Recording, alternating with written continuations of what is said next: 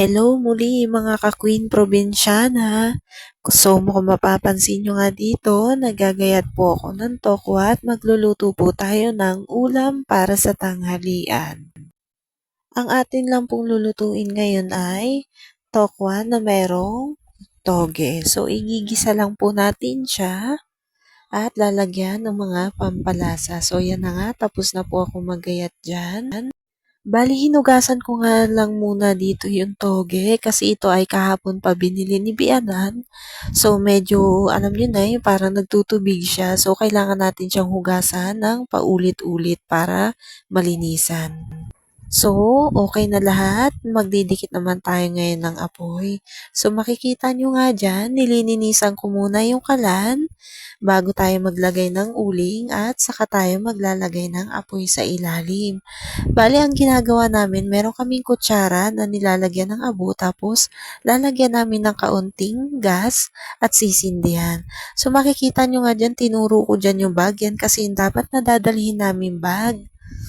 So, habang nagpapadikit ako dyan, naisipan kong mapapak ng gatas. Gawain nyo rin ba to?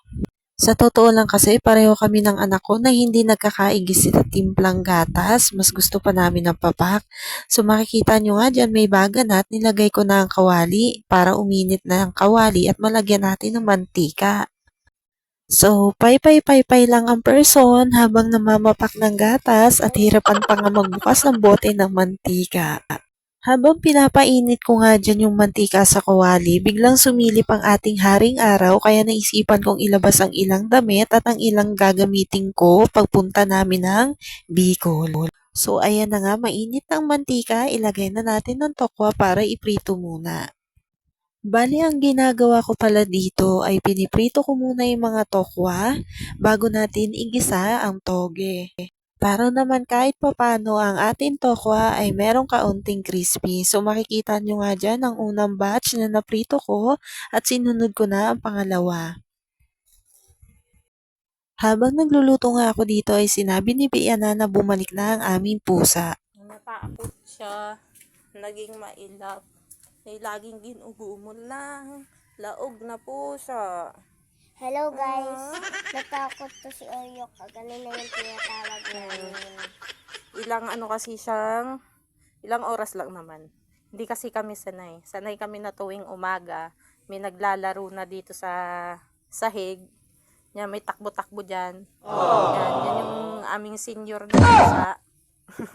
Si Caramel. Tas ito yung aming ampon. Dayo lang ito dito.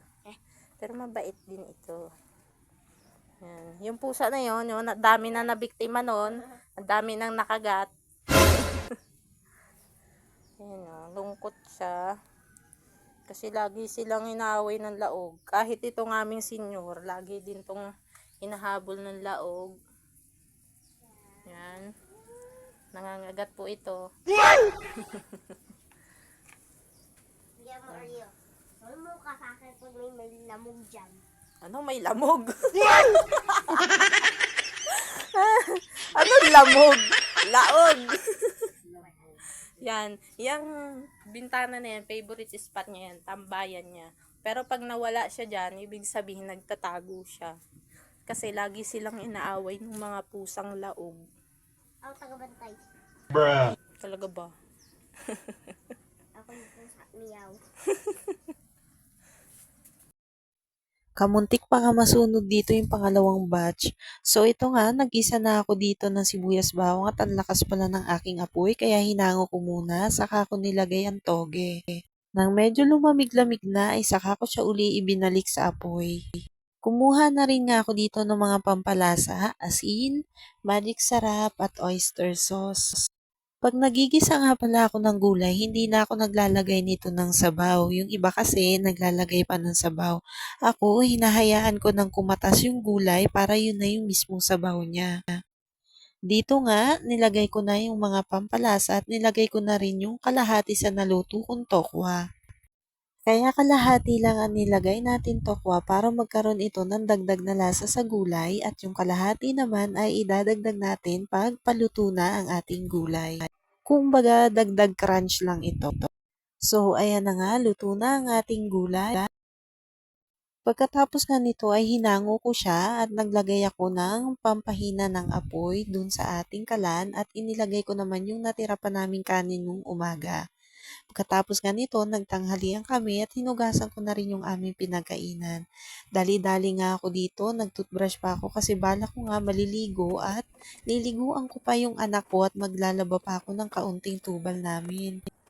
Kaya panay ang kusot ko kasi gusto ko bago ako umalis ay wala kaming masyadong tambak na labahin.